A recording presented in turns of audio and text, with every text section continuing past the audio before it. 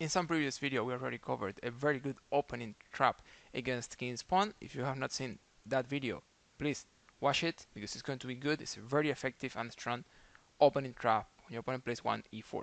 So I thought, well, that's very well. Many of your opponents will play e4, but also many of them will play d4 in the first move. So what we're going to cover today is very good or very strong or very effective or very interesting opening trap when your opponent plays a Queen's Pawn. So how to play tricky lines when your opponent plays Queen's Pawn, we're going to talk about that today. So let's say your opponent plays d4 and we are going to play this move, pawn to e5. This is what we call Englund Gambit. So when you play this move, in general they are going to capture. There's no reason to not take that pawn. And here I'm going to show you how to be really tricky. You have two options to get really tricky here. You can play for two different opening traps. The main line is going to be this one, when you play knight c6, and the idea is that you're getting the pawn back. If your opponent doesn't defend the pawn, you just get the pawn back and play chess. In general, they will try to defend it a little with knight f3, and you can continue putting more pressure there with the move queen to e7. Usually, they will try to defend it. You can see the statistics here, as usual.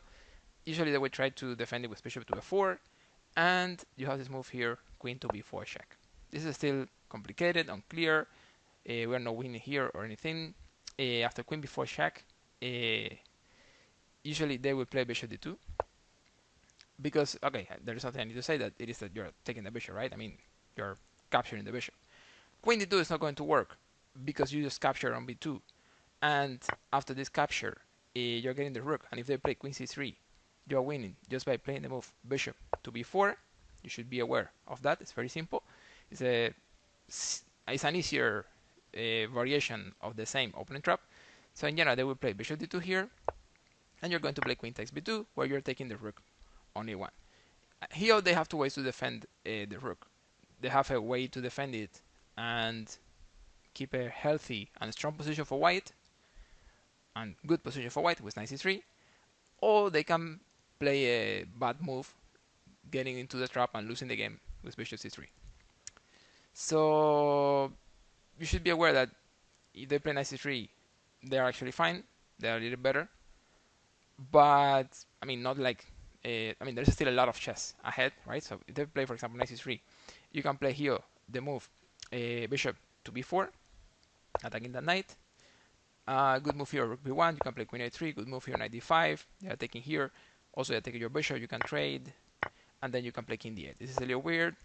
It's not great, but we are still in the game. It's complicated. White is clearly better, of course, but a lot of things can still happen. Of course, that's the line where they don't get into the trap. The line where they get into the trap is when they play bishop c3. Bishop c3 is actually very tempting because they are attacking the queen, they are defending. It looks like white is totally okay, but that's exactly what you want when they play bishop c3. They are already lost in this position. You have the amazing move bishop to b4, where you are attacking the defender of the rook. You are pinning the bishop as well, and this is winning. If they play bishop takes bishop, you just play knight takes bishop, and they are still taking c2, you're still taking the rook. Let me show you really quickly. They capture, you capture, and you're totally okay. So this is something we don't need to worry about. So in general, they will play queen d2, thinking they can defend the position with that, but not really, because here you can play bishop takes bishop.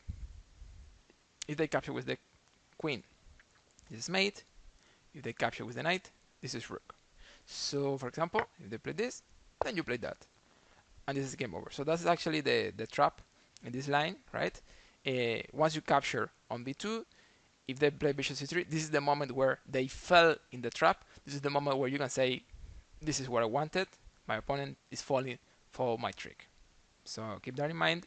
That's how you play Englund Gambit, the main line, the main trap. In the other opening trap, you are going to risk by playing bishop c5 here. Usually they will play knight f3, totally normal development, and then you have this move, d6. In general, they will capture, and then you have this move, knight to e7. Usually beginners are in this position like, what is this? What is going on? I mean, he just blunder a knight. What is happening, right? I just get the knight. And actually, observe, d takes e7 is the most played at this point. So once he gets into this, he's very likely to continue getting into the actual trap, right? So they don't have to capture. and they are still fine, right? They can, e3, nice e3, normal development here and there, a little better maybe. They have an extra pawn. You have some development, some compensation, but nothing special. But if they capture the knight, then the king is defending that queen. So you can distract the king or deflect that king with bishop takes f2. This is what we call distraction or deflection. And then you get the queen for maybe not for free. You get for 2 pieces. But I mean, you're attacking more things, right? Like you're super well in that position. Observe the performance once you get here. Once you capture the queen, you're 76%. It's super good. So you're winning. You're very likely to win these kind of positions. So that's the idea, but it gets even more interesting. Let me show you something. Let me show you how you can make this trick a lot better. So you play d6, they capture, and the idea is that you want to play knight e7 as a pre-move, right? So you want to act like surprised, like you didn't know he was going to capture that pawn. So in general, you just play d6, and automatically you pre-move knight e7, because in that way they will capture and they will capture. They are more likely to capture the knight if you pre-move this knight e7. So keep that in mind. It's a very important detail. It's a very important subtlety. Once you play d6 and they capture, you pre-move. Sorry, once you play d6, automatically pre-move knight e7. So they will capture. They are more likely to capture and capture twice. In that way, you will get his queen much more often. So that's the idea. Those are the two opening traps you can try.